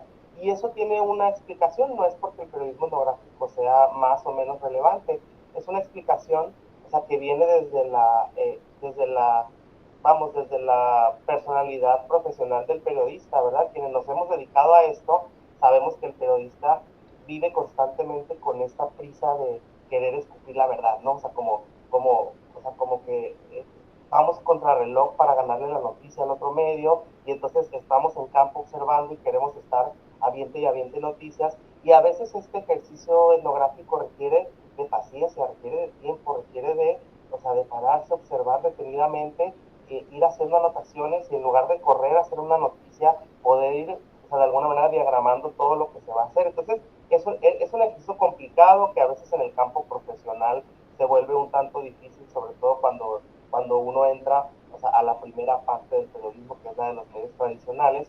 Y pues a mí me ha sorprendido gratamente porque, número uno, rompí un mito personal de que quizás era la unidad menos relevante de las 4 que íbamos a revisar en el curso, pero también rompí otro mito, que era la parte de pensar que los jóvenes no estaban preocupados por el entorno, ¿verdad? Creo que tenemos una idea muy pronta, o sea, muy superficial, de que hoy en día la juventud está más interesada en Internet que en el entorno que los rodea, y me parece que a mí me rompieron ese mito porque he visto acercamientos muy interesantes, que más allá del acercamiento, o sea, el logro y la felicitación viene desde el interés, o sea, por observar una realidad que consideran necesaria para plasmar en uno de estos trabajos de periodismo etnográfico. Este proyecto que ustedes ven en pantalla es uno de los primeros proyectos que se hizo en este intento de trabajo de clase, cuando todavía no éramos un evento de proyección de videos cortos, ¿verdad? O sea, esto fue en el salón de clases, fue una tarea que se les encargó de un mes para otro, y este es un equipo de 3 estudiantes que realizaron una práctica etnográfica en un poblado ubicado al sur de California, que es Bombay Beach, ¿verdad? Que está ubicado en la parte este de Salton Sea. Para quienes no estén muy familiarizados, Salton Sea está entre Calexico y toda esta zona de Coachella y de Palm Springs, de Palm Springs y todo esto, ¿no? Y bueno, a ellos les encontró particular la parte de observar que era una zona desértica con muchos problemas de contaminación de agua, pero que entre toda esa soledad y esa tenebrosidad del lugar, pues había turismo, ¿no? O sea, lo que a ellos les llamó la atención, o sea, era que había turismo, ¿no? Había gente de otros lugares del mundo visitando, o sea, el lugar pintoresco y abandonado en donde pues, uno nunca se pudiera imaginar que eso pudiera suceder. Y al estar platicando con ellos, encontraron numerosas problemáticas que no saltan a la luz, ¿verdad? La parte, o sea, que tiene que ver con el declive económico, la parte climática, pero entonces la parte de la contaminación de los recursos naturales. Y entonces, pues hicieron un trabajo muy interesante que hizo, número uno, que el estudiante se involucrara, ¿sí? Tanto con los turistas como con los citadinos de un lugar en decadencia, ubicado del otro lado de la franja fronteriza, que al final de cuentas es una zona con la que quienes estamos habitando acá en la frontera, pues estamos conviviendo en el día a día. Y una de las quizás cosas más importantes que a mí me surgieron en este proyecto fue la parte semiótica que ellos manejaron desde la parte humana, ¿no? Desde la parte etnográfica, porque era un equipo conformado por 3 estudiantes, pero una de ellas no tenía visa. Y cuando planeaban el proyecto, pues estaban en esta disyuntiva de si hacían el trabajo de Bombay Beach o no, porque pues una de ellas pues evidentemente no iba a poder cruzar y no iba a poder ayudarles.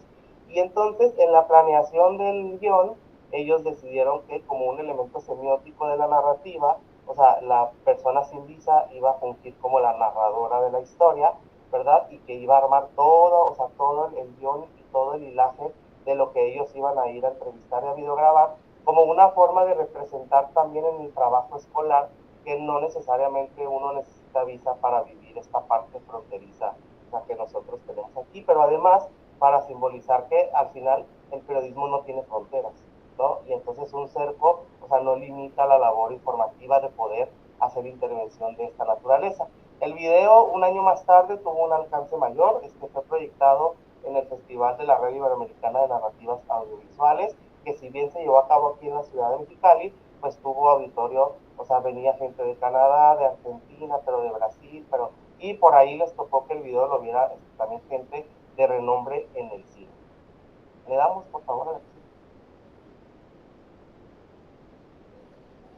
Bueno, este segundo trabajo formó parte de la segunda entrega de videos cortos que realizamos como parte de la práctica de periodismo etnográfico y tiene que ver con el esfuerzo de un grupo de 4 estudiantes que decidieron hablar sobre la problemática que hay en la localidad, sobre las células de búsqueda de personas desaparecidas. Este es un proyecto que involucró al estudiantado con periodistas, con activistas y con víctimas del fenómeno de desapariciones forzadas, pero además es un proyecto que le dio visibilidad no solo a la problemática, sino también al sentir de las víctimas, porque posterior al evento los estudiantes en una inquietud de seguir indagando sobre la problemática y no dejarlo como un video de tarea para obtener una calificación, ellos decidieron pedir un espacio a la facultad para poder proyectar una versión extendida. ¿Por qué una versión extendida? Porque cuando nosotros hacemos la proyección de videos etnográficos les damos como límite máximo 4 minutos para sus productos, ¿verdad? Pero como bien les dijo Yajaira hace rato, pues hemos tenido videos de más tiempo, de 8 minutos, de 10 minutos, de 15 minutos. Entonces esas versiones extendidas pues se van quedando guardadas y ellos decidieron sacar su versión extendida, que si mal no recuerdo era de aproximadamente 20 minutos, o sea, rayaba en el mini documental, ¿no? Y traía entrevistas con expertos, pero con personas involucradas, pero con autoridades, y entonces hicieron un evento que además de proyectar el video, también funcionó como un conversatorio para que el estudiantado y toda la comunidad académica pues pudiera platicar con los familiares de las personas que están pues hoy desaparecidas, ¿no? A lo que conocemos como el fenómeno de la desaparición forzada. El alcance, pues me parece que ha sido interesante y una de las protagonistas del trabajo no ha quitado el dedo de renglón, sigue queriendo trabajar sobre eso, y bueno, estamos viendo ahí cómo podemos desarrollar la idea. Fíjate. Un tercer proyecto que también va a tener un alcance interesante es este video llamado Existir con Dignidad. Es un trabajo que realizaron 3 estudiantes del turno vespertino para visibilizar a la comunidad trans que hoy en día está matriculada como estudiantes de nuestra Facultad de Ciencias Humanas. En este caso particular, entrevistaron a Adeline, y Adeline tuvo pues ahora sí que fue muy generosa con nosotros para compartirnos su experiencia, para compartirnos su sentir, y el trabajo pues involucró primero que nada al estudiantado con integrantes de la comunidad trans y con especialistas que se dedican desde la parte psicológica y psiquiátrica a atender este tipo de cuestiones de diversidad de género, lo cual también hizo muy enriquecedor el trabajo, porque lejos de ser un proyecto periodístico en el que el estudiante aprende a armar una noticia a través de un video, me parece que todos aprendimos también sobre la parte de la diversidad y de cómo poder convivir, o sea, como debe de ser en un entorno educativo con todas y todos, o sea, con todas las personas que estamos aquí, independientemente de la naturaleza o de los caminos que hemos querido llevar, ¿no? El video fue muy resonante, y a mí lo que más me gustó, y que es algo que a mí me gusta mucho de la generación, o sea, de esta nueva generación de estudiantes, que yo sé que los adultos nos quejamos mucho de la nueva generación de estudiantes, pero lo que a mí me gusta es que tienen mucha sensibilidad con las cuestiones humanas, y lo que más me gustó es que el video no fue controversial.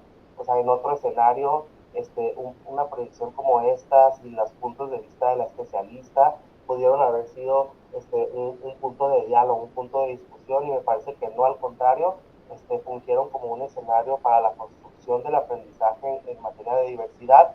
Y el video actualmente, sí, lo estamos ampliando, es decir, o sea, es uno de los trabajos que hemos seleccionado para hacer un trabajo mayor, ya no como parte de la clase, sino ahora como parte del taller de periodismo de la facultad, y estamos ampliando la red de personas trans que están matriculadas como estudiantes con nosotros para que de manera grupal nos platiquen su entrevista y que esto se pueda convertir en una pieza documental mucho más resonante, ¿no? Vamos al último. Y bueno, último proyecto que quiero platicarles tiene que ver con una evolución que tuvo el primer video que les enseñé de Bombay Beach, ¿no? Este grupo de estudiantes, con la recepción que tuvieron con el trabajo de Bombay Beach, pues decidieron que esta parte del periodismo etnográfico era algo muy interesante para seguir desarrollando. Se acercaron al taller de periodismo, platicamos un poco las opciones para que dejara de ser un trabajo de clase y se convirtiera en un proyecto que rayara ya en algo más curricular, más profesional. Y entonces, dado el éxito que tuvimos con lo de Bombay Beach, decidimos hacer una serial de videos sobre pueblos al sur de California, y hemos estado desde entonces trabajando con algunos proyectos que, bueno, hasta ahorita han ido con la parte de Bombay Beach. Hemos hecho un video documental de Julián para retratar esta parte turística sobre la cuestión de ir a comer pie, de ir a la nieve y de todo lo que trasciende ahí de manera mexicoamericana. Y estamos actualmente trabajando en un video sobre Palm Desert y todo el desarrollo de casinos y toda la gentrificación que se ha estado realizando en un punto de Estados Unidos que es, vamos, Palm Desert es como el límite entre los documentados y los indocumentados. Vaya, es la línea que no pueden cruzar hacia el sur quienes no tienen papeles, porque entonces se enfrentan a esta parte de la deportación, y la gentrificación que se ha estado viviendo ahí, sobre todo con la muda de las personas de Hollywood y de Los Ángeles, pues ha estado generando estragos en cuestiones de migración.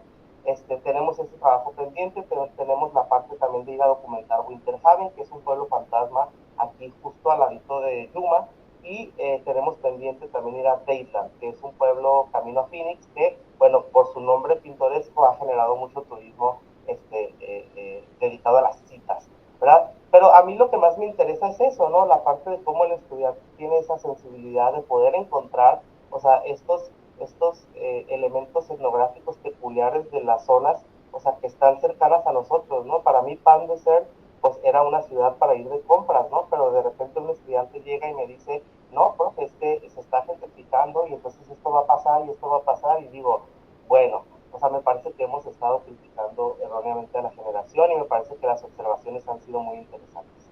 Adelante.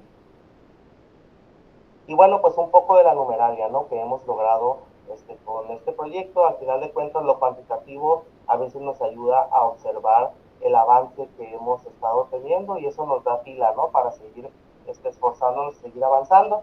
Hasta el momento, pues este proyecto de periodismo etnográfico audiovisual ha logrado 3 eventos de proyección de videos fuera de la facultad, ¿no? Es decir, o sea, lo hemos hecho a lo largo de la ciudad y pretendemos que los espacios sigan siendo diversos para que la proyección vaya llegando a diferentes sectores de la localidad.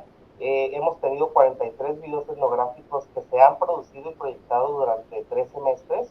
Hemos logrado que 5 docentes se involucren en el proyecto. Inicialmente la maestra Yajaira y yo empezamos con el pilotaje y hoy por hoy somos 5 personas involucradas, que no siempre estamos involucrados los 5 porque no siempre los 5 damos la asignatura, eso también vale la pena decirlo, ¿no? Hay semestres que de repente uno de los 5 se baja de la asignatura para dar otra, y bueno, pues eso no depende tampoco del docente, depende un poco de la planeación que se hace de la planta, ¿no? Pero bueno, somos 5 que estamos ahí, estamos en aras de sumar a 2 más.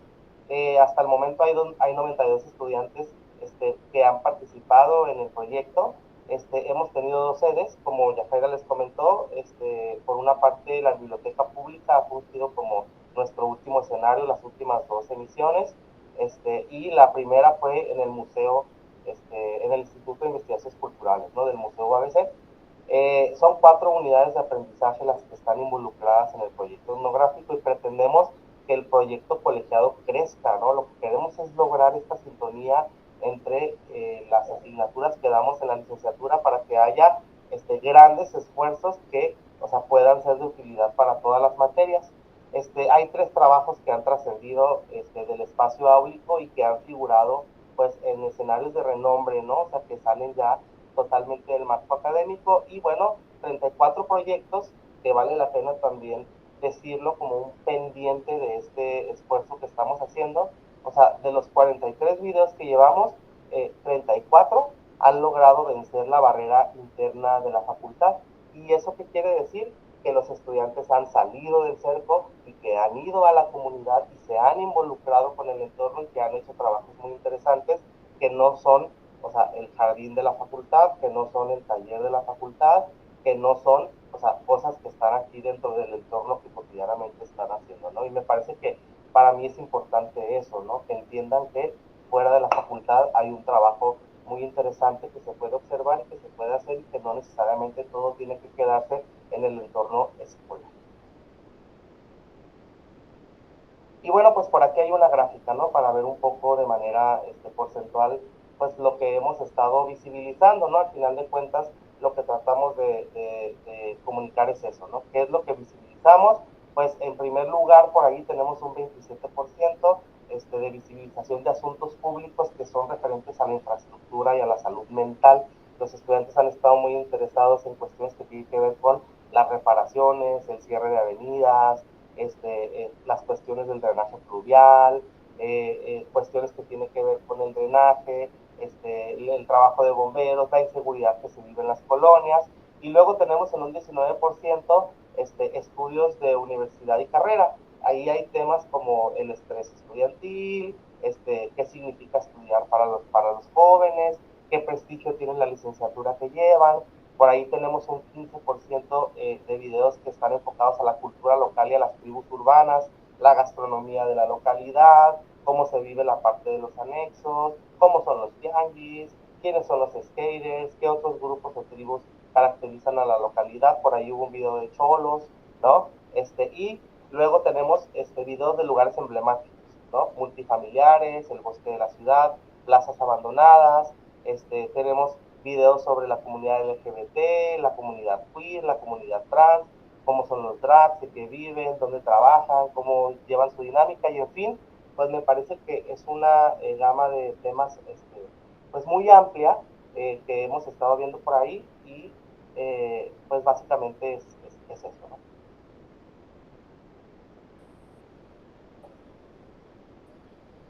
Bien, muchas gracias. No sé si también iban a presentar un video o ese no era parte de la presentación. Sí, es que todavía no acabamos. Ahí vamos. Okay. No te preocupes. Sí, el video es de 4 o 5 minutos, ¿no? Es muy, muy breve realmente. Y ya, bueno, para acercarnos al final de esta presentación, justamente estábamos compartiendo el doctor Pacheco y yo una de las observaciones, ¿no? Que si bien a través de toda esta presentación se han colado, ¿no? Y les hemos hecho explícitas, pues sí, es una práctica que tanto en la vida diaria, ¿no? De dar las clases en los pasillos, se ha convertido y ha consolidado también como una forma en la que esta colaboración estudiante-alumno y también formando su visión crítica, ¿no? Desde el periodismo, desde la radio, la producción sonora y las narrativas estéticas y formatos.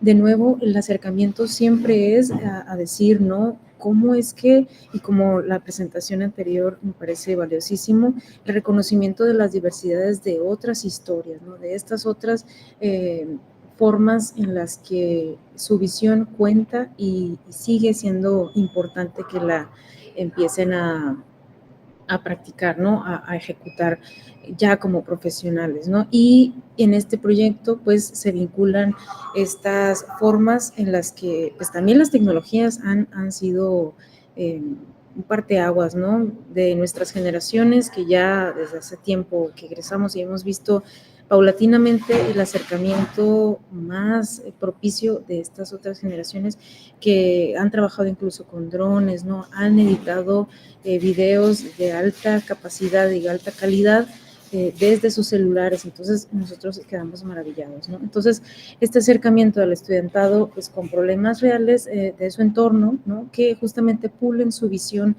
para abordar estos asuntos públicos que, si bien son estas otras formas, ¿no? Para, como decimos en narrativas estéticas y formatos, combatir estas narrativas hegemónicas, ¿no? Y que también son parte de la función de nuevos periodistas, ¿no? De nuevos profesionales en el periodismo. Esta exposición de problemas y asuntos públicos que se hacen visibles, ¿no? A estas problemáticas y que ya no es una clase nada más, ¿no? Ya no es solo la tarea, ya es parte de un currículum que les decimos, ¿no? Es parte de su formación, sí, porque siguen dentro de las asignaturas de la universidad, inscritos en la universidad, pero que les puede dar la pauta para ahora sí proyectarse al mundo laboral, ¿no? Y esta experiencia curricular en el estudiantado, pues desde ciencias de la comunicación se une con la sociología, incluso pues, con la psicología, ¿no? Y proyectan sus trabajos a nivel académico y sí, ¿no? No solo aquí local, regional, también nacional e internacional. No sé si quieras darme chance de compartir pantalla, Yajaira, Sí, para poner claro. el video. Ajá, ya lo tenía acá, pero si quieres Sí, bueno, dale clic si quieres, porque a lo mejor no te va a funcionar por el archivo. A ver. acá. Perfecto, te dejo aquí. ¿O tú? No, compártelo si ya lo tienes. Miren, a continuación les vamos a proyectar, es un video corto y con eso vamos a cerrar la plática.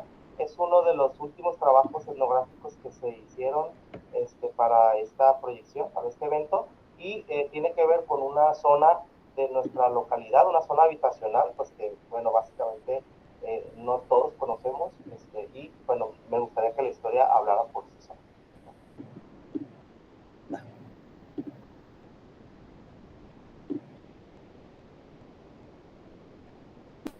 Más que le falta audio, yo creo, ya. Ay, le falta audio. A lo mejor compartirlo con todo el sonido, ¿no? Ay, caray. Si lo compartes tú, ¿se puede reproducir el sonido? Ahí voy. Si quieres, deja de compartir. Sí, es que...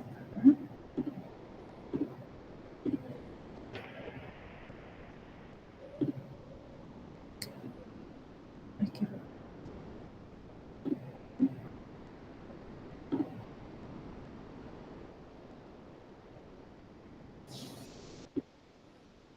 ¿Se escucha? No, ¿No se escucha? no. ¿Qué podremos hacer para que se escuche? Ya le puse el sonido. A ver. Mm, ¿Lo tienes en YouTube o cómo lo tienes el video? No, lo tengo abierto, pero Ah, ya tienes ves que abierto. cuando le pones compartir pantalla te da una opción de compartir audio. Ujú. Entonces ya la tengo encendida y nada más no me da. No te deja. No sé. Le voy a poner aquí, ¿verdad? Compartir audio en la pestaña. Ahí voy, a ver si me deja. Lo saqué.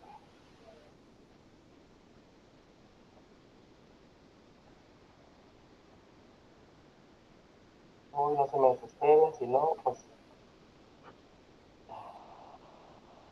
A ver, ya le di aquí, compartir.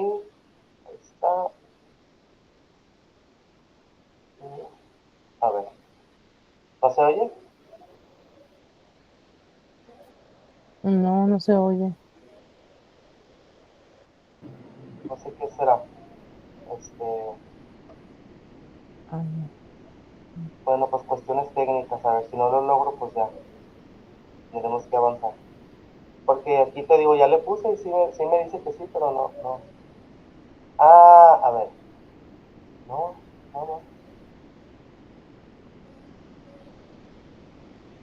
Ventana, el video. A ver.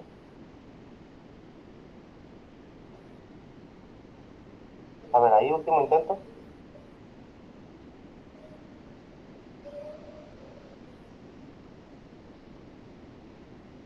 ¿Se escucha? ¿No? No, sí se ve, pero no se escucha. ¿Ya está subido el audio ahí? Sí, ¿verdad? El audio del... Sí, o sea, yo sí lo estoy escuchando, pues Ah, o sea, sí. solo que no se comparte el audio, pues. Ajá. Sí, bueno, lo bueno es que tienen los Con subtítulos. subtítulos, sí, lo podemos dejar así con subtítulos si gustas, Perfecto. para que sí lo veamos, para aprovechar. Sí, porque lo que resaltábamos es que justamente en el uso de la tecnología, el estudiantado está, pero produciendo con mucha calidad y así que en cuestiones técnicas es maravilloso lo que han logrado, ¿no?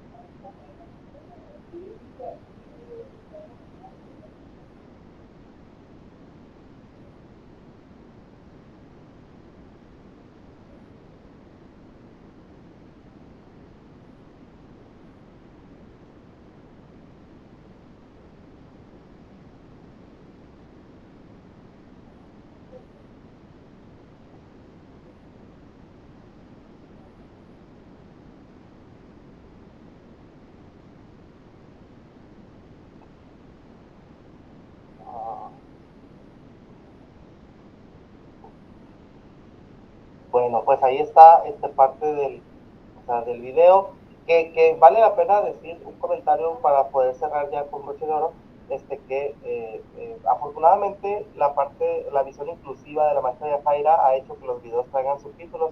Esta mañana acaba de ser de utilidad, ¿no? Por el problema técnico, pero vale la pena agregarles que hoy, también por una visión de la maestra Yajaira y por una estudiante con incapacidad visual que estamos compartiendo ambos en el proyecto, estamos trabajando en cómo poder incluirle a los videos el audio descriptivo, ¿no? O sea, para que entonces todos puedan tener ahora sí que la oportunidad de ver los contenidos, ¿no? O sea, de poderlos apreciar.